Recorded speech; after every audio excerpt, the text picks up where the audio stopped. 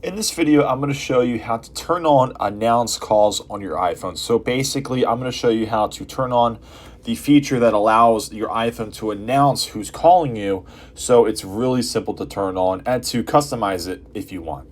So let's go to the settings, and you want to scroll down to the apps area and go ahead and just type in phone rather than scrolling through and finding it.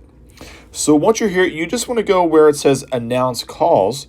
And as you see, mine is on headphones only. So basically what that means is when someone calls me, it will announce who's calling me if I have my AirPods or something else connected. But you can go through your headphones in car, you can hit never, or you can just hit always. And always is going to, even if you're on your headphones, if you're not on your headphones, if your phone's just sitting next to you, wherever it may be, it will just go ahead and announce the number or the person who is calling you. So it's real easy to turn on. You can go back and turn this off, but that's it. That's how you would go about turning on your announce calls.